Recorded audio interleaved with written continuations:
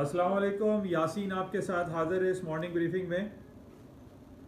आज इस हफ्ते का पहला वर्किंग डे है। डेट आज है 28 ऑफ दिसंबर और इस हफ्ते का पहला वर्किंग डे और इस महीने के आखिरी दिन चल रहे हैं। और जैसे कि आप सब जानते हैं, इस महीने के भी आखिरी दिन हैं, इस साल के भी आखिरी दिन हैं। सिर्फ 3 दिन रह गए इस साल को ख़त्म होने में, इस महीने के ख़त्म होने में और इस आखिरी क्वार्टर के ख़त्म होने में। जैसा कि हमेशा आपसे जिक्र किया जाता है कि ये आखिरी जो क्लोजिंग्स होती हैं, चाहे वो वीकली क्लोजिंग हो, मंथली हो या डेली बेसिस पे या फिर क्वार्टरली एंड ईयरली बेसिस की जो क्लोजिंग्स होती हैं उसकी बड़ी टेक्निकल ग्राउंड पे इम्पॉर्टेंस होती है। और जिस तरीके से हम लोग जैसे पिछले भी काफ़ी अरसे से यही देखते चले आ रहे हैं कि जो क्वार्टरली क्लोजिंग होती है और ख़ास तौर पे जो ईयरली क्लोजिंग होती है, उस हवाले से मार्केट में एक पॉजिटिव सेंटीमेंट्स हमें नज़र आते हैं। और आज भी कुछ सूरत हाल इसके बरक्स नहीं है। और आज सुबह से जो अर्ली मॉर्निंग हमारे पास मार्केट खुली, यानी जापान की और चाइना की, और अभी कुछ देर के बाद यूरोप की मार्केटें जो खुलने जा रही हैं, उसके जो फ्यूचर्स हैं वो हम ये देख रहे हैं कि वो तमाम के तमाम पॉजिटिव टेरिटरी में चल रहे हैं। इस पॉजिटिव टेरिटरी में चलने की सबसे इम्पॉर्टेंट जो न्यूज़ हमारे पास मौजूद है, पिछले 10 दिनों से हमारे पास जो खबर चल रही थी कि जनाब एक कोरोना वायरस पेंडेमिक का एक स्टिमुलस पैकेज अनाउंस किया जाने वाला है, लेकिन उसके ऊपर बहुत सारे तहफ़्फ़ुज़ात थे। काफ़ी अरसे से उसके ऊपर वोटिंग नहीं हो रही थी। वो दोनों जमातें यानी रिपब्लिकन अमेरिका की और दूसरी तरफ डेमोक्रेट्स, वो एक पेज पर आते हुए दिखाई नहीं दे रहे थे। कांग्रेस इस पर रजामंदी जाहिर नहीं कर रही थी, लेकिन पिछले 8-10 दिन पहले हमने ये देखा कि ये ट्रिलियंस ऑफ डॉलर के इकोनॉमिक स्टिमुलस पैकेज को पास कर लिया गया। कांग्रेस ने इसको अप्रूव कर दिया और टोटल इसकी जो अमाउंट था वो 2.3 ट्रिलियंस ऑफ डॉलर था, यानी 900 बिलियंस ऑफ डॉलर के स्टिमुलस पैकेजेस दिए गए। और इसके अलावा डिफरेंट जो एम्प्लॉयमेंट बेनिफिट थे या अदर बेनिफिट जो थे, वो टोटल मिला के 2.3 ट्रिलियंस ऑफ डॉलर के इकोनॉमिक स्टिमुलस पैकेज को पास कर दिया गया।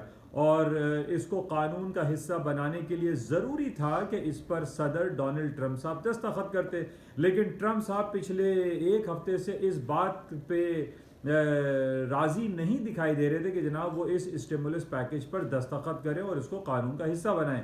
लेकिन हम जैसे कि जानते हैं कि अमेरिका के जितने भी सुदूर हैं वो किसी न किसी प्रेशर में रहते हैं, चाहे वो कांग्रेस का प्रेशर हो या उनके अंदर पार्टी का प्रेशर हो। और ये बात सामने आ रही थी कि जनाब इस स्टिमुलस पैकेज को सूनर और लेटर पास भी किया जाएगा और इस पर सदर डोनाल्ड ट्रंप साहब दस्तखत भी कर देंगे।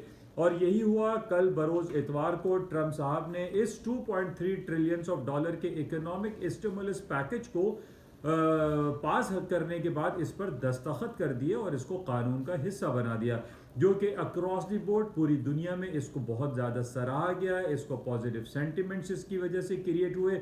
और आज हम सुबह से यही देख रहे हैं कि अमेरिका के जितने भी स्टॉक फ्यूचर्स हैं, चाहे वो S&P, Dow Jones, Nasdaq, Russell's, even के जो यूरोपियन स्टॉक्स हैं, वो सब के सब इस वक्त ग्रीन टेरिटरी में पॉजिटिव शो कर रहे हैं।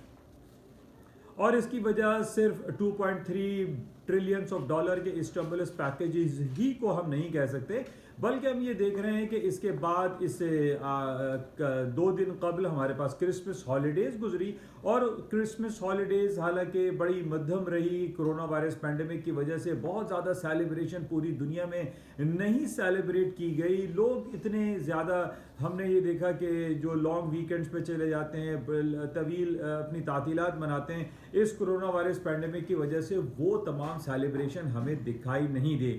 लेकिन इसके बावजूद अक्रॉस द बोर्ड पूरी दुनिया में हमने देखा कि जो क्रिसमस हॉलीडेज थे वो बड़े पुरअमन अंदाज में ख़त्म हुए। और इसके बाद आज हम ये देख रहे हैं कि क्योंकि पहला वर्किंग डे है क्रिसमस के बाद, इसमें एक डे सेलिब्रेट किया जाता है कि जो ह्यूज शॉपिंग फेस्टिवल सेलिब्रेशन होती है, जिसको हम बॉक्सिंग डे के नाम से जानते हैं। और ये बॉक्सिंग डे ना सिर्फ अमेरिका में बल्कि कनाडा में, न्यूजीलैंड में, जापान में, पूरी दुनिया में ये बॉक्सिंग डे अब भी आहिस्ता आहिस्ता मनाया जाता है। और अब हमारे सामने ये बात मौजूद है कि जनाब अब ऑनलाइन शॉपिंग और ऑनलाइन सारे जितने भी सिलसिले हैं वो रवा रखे जा रहे हैं। इस बेसिस पे हम ये देख रहे हैं कि billions and trillions of dollar की लोग शॉपिंग कर रहे हैं ऑनलाइन, ना सिर्फ चाइना में बल्कि पूरे अरब में, पूरे आपके यूरोपियन कंट्रीज़ में और अमेरिका में ऑनलाइन शॉपिंग का सिलसिला जारी है। और आज हम इस बॉक्सिंग डे की वजह से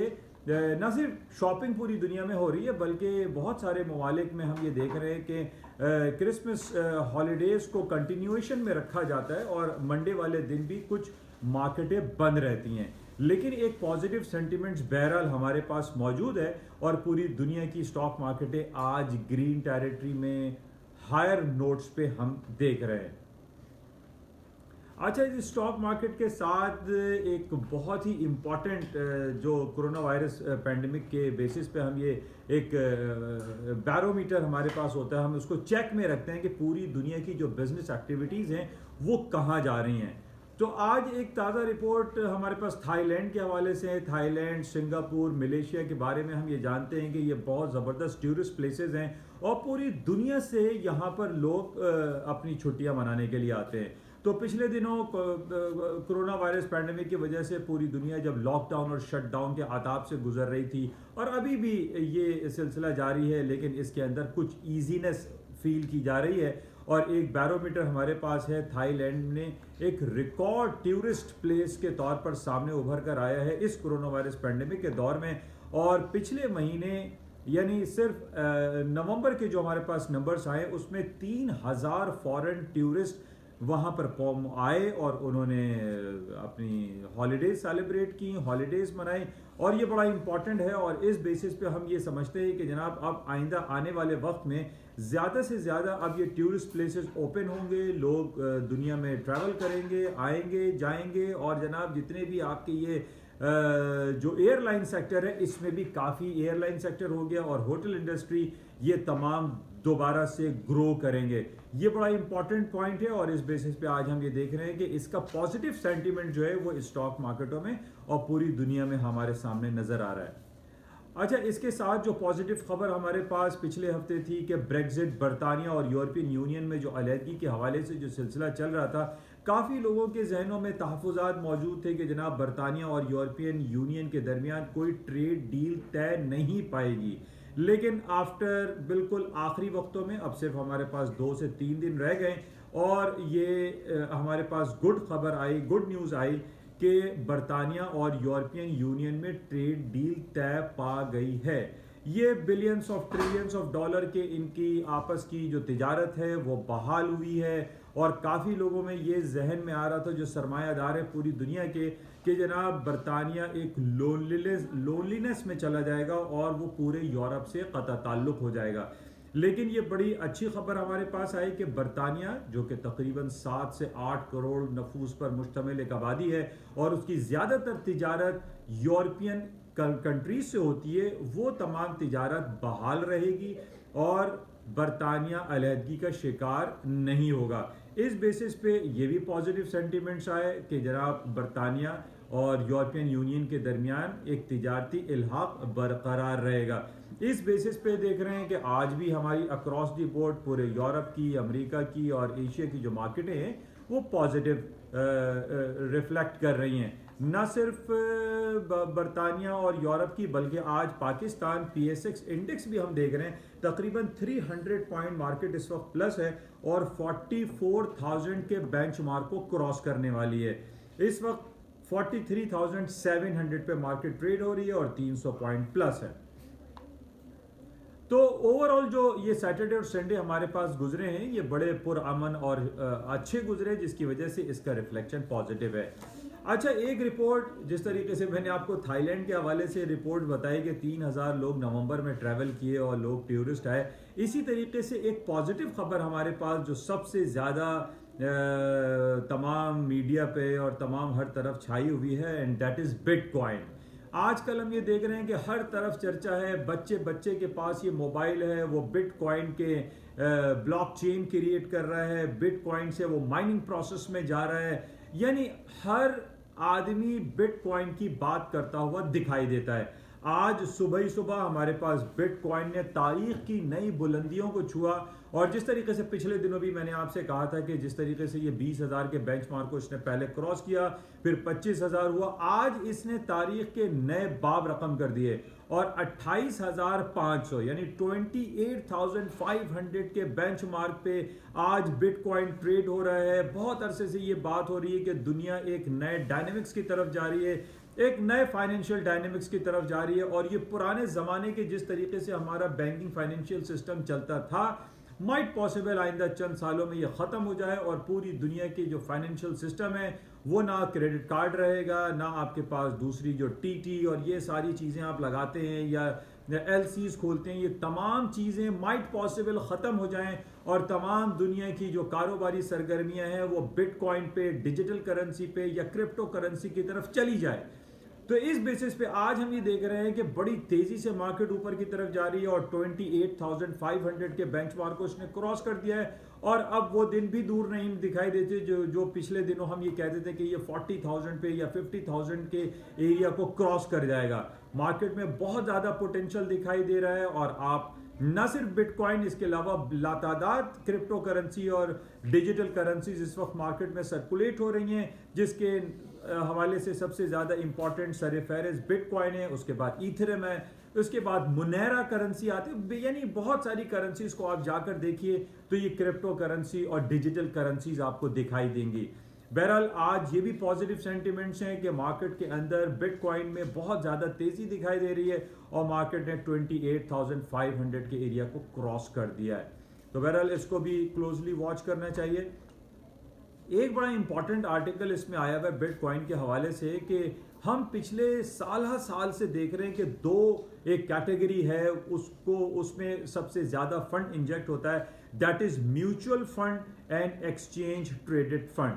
म्यूचुअल फंड में जिसमें हमारे पास जो नंबर्स हैं वो 21 ट्रिलियंस ऑफ डॉलर का फंड लोग उसमें इंजेक्ट करते हैं। इसी तरीके से जो एक्सचेंज ट्रेडेड फंड है जिसके अंदर gold, silver, currencies and stocks के जो वेटेड एवरेज होते हैं वो शामिल होते हैं, वो तकरीबन 4.4 ट्रिलियंस ऑफ डॉलर है।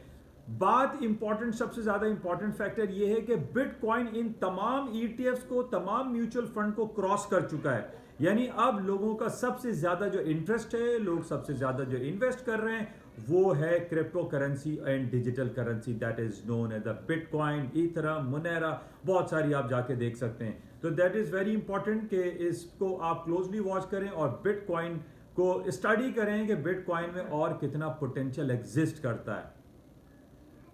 अच्छा, इसके अलावा पिछले हफ्ते आपको मैंने जिक्र किया था कि चाइना की दुनिया की सबसे बड़ी कंपनी जो कि Alibaba.com के मालिक मिस्टर जैक मा क्रिएट कर रहे हैं, that is known as ANT and group and financial group, उसके ऊपर चाइना के रेगुलेटर्स ने पाबंदी लगा दी है, उसके ऊपर एंटी ट्रस्ट प्रोब शुरू हुआ है। आज हमारे पास ये भी खबर है कि जनाब ANT ग्रुप को ओवरहॉलिंग उसकी की जा रही है और उसको चेक किया जा रहा है, उसके ऊपर क्रैक डाउन किया गया है कि जनाब अगर एक ही कंपनी को इतने ज़्यादा पावर्स दे दिए जाएं जो कि एक मोनोपोलाइज पावर कहलाएगी, तो इससे जो चाइना की गवर्नमेंट है, चाइना के जो रेगुलेटर्स हैं वो भी उसके अंडर में आ सकते हैं। इस बेसिस पे हम ये देख रहे हैं कि चाइना ने बहुत ज़्यादा क्रैकडाउन रखा है और ANT फाइनेंशियल ग्रुप को एज अ ओवरहॉलिंग उसकी की जा रही है, जो कि एक थोड़ा सा नेगेटिव अमल ज़रूर है। लेकिन इस तमाम प्रोसेस में अगर ये इन तमाम एंटी ट्रस्ट प्रोब से निकल जाता है तो ये दुनिया की सबसे बड़ी कंपनी कंसिडर की जाएगी after IPOs of Saudi Aramco. तो ये बड़ी इंपॉर्टेंट खबर है, इसको भी आप क्लोजली वॉच करेंगे what is happening inside the ANT financial group जो कि एंटी ट्रस्ट प्रोब कहलाता है। अच्छा, इसके साथ ही ये आपसे बयान हो चुका है कि बरतानिया और यूरोपियन यूनियन के दरमियान ट्रेड डील तय पा गई है, जो कि बहुत पॉजिटिव है और उसका रिफ्लेक्शन आज स्टॉक मार्केट में हम देख रहे हैं। अच्छा, आज हमारे सामने ऑयल की कीमतें बहुत ज़्यादा तेज़ी की तरफ नहीं है, $48 पे ऑयल की कीमतें चल रही हैं। ऑयल की कीमत के हवाले से मैं पहले भी आपसे ये बयान करता चला आ रहा हूँ कि जनाब अंदर ही अंदर सऊदी अरब इसराइल की इंटीग्रिटी को, इसराइल की पावर्स को वो एक्सेप्ट कर चुका है, जिसकी वजह से हम ये देख रहे हैं कि तेल की कीमतों में खातर खा इजाफा दिखाई दे रहा है। अब जैसे पहले भी मैंने आपसे कहा था कि चाहे अमेरिका या कोई भी इकोनॉमीज या ओपेक प्लस या सऊदी अरब कोई भी ऐलान कर दें कि जनाब अमेरिका के रिग काउंट में कमी आ गई तो तेल ऊपर आएगा, जनाब उनकी इन्वेंट्रीज कम हो रही है तो तेल ऊपर आएगा, ये नंबर्स चाहे अच्छे आए या बुरे आए, इससे तेल की कीमतों में कोई फर्क नहीं पड़ने वाला। असल में ऑयल की, जो क्रूड ऑयल की या ब्रेंट ऑयल की जो कीमतों में इजाफे की जो बुनियादी वजह है वो सऊदी अरब का इसराइल की इंटेग्रिटी को तस्लीम करने के हवाले से। मैंने आपको पहले भी टेक्निकल लेवल दिया था कि $44 से अगर मार्केट ऊपर जाएगी तो तेल की कीमतें ऊपर जाएंगी और $48-49 आपके सामने आ गई। आज ये खबर आना है कि जनाब कोरोना वायरस पैंडेमिक की वजह से पूरी दुनिया में दोबारा से लॉकडाउन और शटडाउन हो रहा है और लोगों की जो व्हीकल्स हैं या ट्रैवलिंग जो सिलसिले हैं वो ख़त्म हो जाएंगे, वो कम हो जाएंगे, एयरलाइन सेक्टर नहीं चलेगा, गाड़ियाँ नहीं चलेंगी तो पेट्रोल की मांग में जो इजाफा नहीं होगा। इस बेसिस पे हम देख रहे हैं कि तेल की कीमतें नीचे आ रही हैं। ये एक अलग बयान है, चाहे डिफरेंट जो हमारे पास चैनल्स हैं, जो मीडिया ग्रुप्स हैं, वो अपने अपने तज्जियात पेश करते रहते हैं, लेकिन मेरा जो एक फाइनल तज्जिया है, एक फाइनल एनालिसिस है जो मैंने आपको जिक्र किया कि जनाब जब तक सऊदी अरब इसराइल को एक्सेप्ट नहीं कर लेता तेल की कीमतें ऊपर की तरफ नहीं जाएंगी। लेकिन पिछले दिनों हमने ये देखा कि मुत्तहदा अरब इमारात ने, बहरीन ने, मोरक्को ने, लेबनान ने, सूडान ने, ये तमाम वो कंट्रीज हैं जो कि सऊदी अरब के अंडर में रहती हैं और इन्होंने इसराइल को कबूल लिया। और फ़लस्तीन की जो 100 साला जो कोशिश है, फ़लस्तीन पिछले 70 सालों से अपनी ज़मीन के लिए लड़ रहा है, मर रहा है, कट रहा है, उसको मलूज़े खातिर नहीं रखा जा रहा है और जनाब सऊदी अरब की ईमा पे इसराइल को कबूला जा रहा है। इसी बेसिस पे हम देख रहे हैं कि तेल की कीमतों में इजाफा हुआ है। टेक्निकल ग्राउंड पे $44 के बैरियर को इसने क्रॉस कर दिया है। अब चाहे खबरें अच्छी आए बुरी आए, तेल की कीमतों में तेज़ी रहेगी और तेल की कीमतें $50, $60, $70 को अबूर कर सकती हैं। इतना पोटेंशियल एग्जिस्ट करता है बिकॉज के सऊदी अरब इसराइल को अंदर खाने में कबूल चुका है। इस बात को आप जहन नशीन कीजिए कि ऑयल की कीमतें नीचे की तरफ नहीं जाएंगी। अगर चली जाती हैं तो इसका टेक्निकल लेवल $44 को अब जहन में रखिए। अच्छा, आज जिस तरीके से हमने ये तमाम बातें बयान की कि जनाब ट्रंप साहब ने दस्तखत कर दिए हैं और बरतानिया यूरोपियन यूनियन के दरमियान जो ना ट्रेड डील तय पा गई है और $2.3 ट्रिलियन के इकोनॉमिक स्टिमुलस पैकेज पे ट्रंप साहब ने दस्तखत किए, इन तमाम बेसिस पे हमने देखा कि स्टॉक मार्केटें तो ऊपर चली गई, लेकिन इसके साथ साथ आज हम ये देख रहे हैं कि सोने की कदर में भी खातिर खा इजाफा हुआ है। आज हमारे पास जो फ्यूचर कॉन्ट्रैक्ट है वो 1904 को क्रॉस कर गया। $1900 पे सोने की कीमतें चल रही हैं और उसकी वजह यही बयान की जा रही है कि जनाब जिस तरीके से स्टिमुलस पैकेज अनाउंस किया गया है, इन बेसिस पे न सिर्फ स्टॉक्स बल्कि गोल्ड, सिल्वर, करेंसी मार्केट में भी एक पॉजिटिव सेंटीमेंट्स आया और पूरी दुनिया की मार्केटें इस वक्त पॉजिटिव हैं, ग्रीन टेरिटरी में हायर नोट्स पे चल रही हैं। और उसमें हम यही देख रहे हैं कि पूरी दुनिया में इस वक्त अल्हम्दुलिल्लाह एक अमन और शांति का पैगाम है, अमन और शांति पूरी दुनिया में है।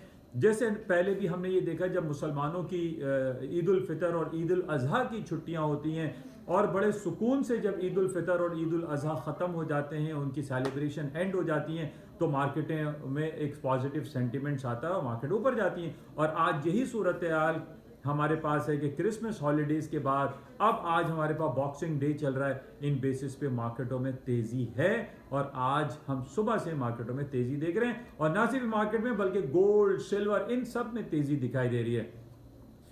गोल्ड के हवाले से मैं तो हमेशा आपसे बयान करता रहता हूं, आज दोबारा आपसे कह देता हूं कि आप इस बात को जहन नशीन कर लीजिए। जिस तरीके से अमेरिका की स्टॉक मार्केट भी आज आप देख रहे हैं कि S&P, डाउ जोन्स, नैस्डैक तारीख की बुलंद तरीन सतहों को क्रॉस कर रही हैं। इसी तरीके से सोने और चांदी की कीमतों में भी मंदी, डाउनफॉल नहीं आने वाला है और उसकी वजह क्या है कि जब तक पूरी दुनिया में इंटरेस्ट रेट को नहीं बढ़ाया जाएगा, सोने चांदी की कीमतें नीचे की तरफ नहीं आएंगी। इस बात को आप जहन नशीन कर लीजिए।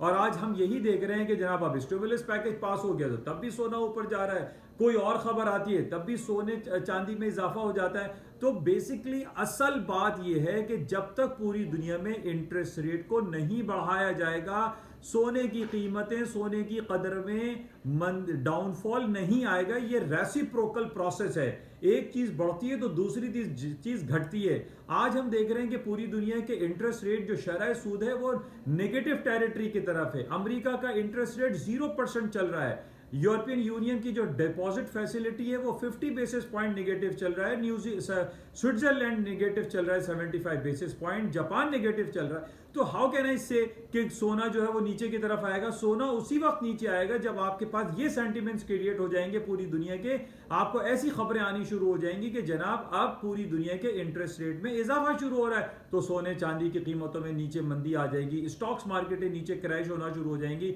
अदरवाइज हमारे पास कोई ऐसी नेगेटिव खबर मौजूद नहीं है कि जिस बेसिस पे मैं आपसे ये कहता रहा हूं, ये राग अलापता रहा हूं कि जनाब स्टॉक्स गिर जाएंगे, सोने की कीमतों में नीचे की तरफ डाउनफॉल आ जाएगा। सर्टेन पीरियड ऑफ टाइम के लिए मार्केट नीचे आती है। इस बेसिस पे ये नहीं कहा जा सकता भाई मार्केटें क्रैश हो गई, मार्केटें फॉल हो जाएंगी। आप सिर्फ एक ही फार्मूले को याद रखें कि जब तक पूरी दुनिया के इंटरेस्ट रेट में इजाफा नहीं होगा, सोने की कीमतें नहीं गिरेंगी और ना ही स्टॉक मार्केटें क्रैश करेंगी। मार्केटें उसी वक्त नीचे आएंगी जब पूरी दुनिया की शरह सूद में इजाफा शुरू होगा। बहरहाल ये कुछ बातें थी आपके साथ शेयर की गई। उम्मीद है कि आपको इन तमाम बातों से कुछ ना कुछ इस्तेफादा ज़रूर हासिल होता होगा।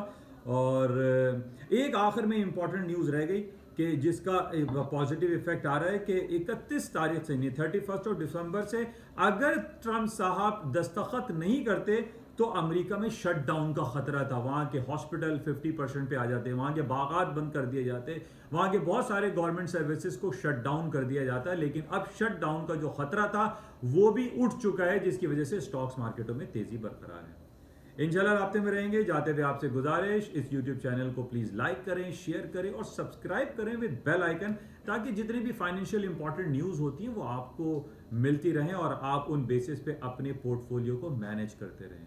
Thank you. खुदा हाफिज।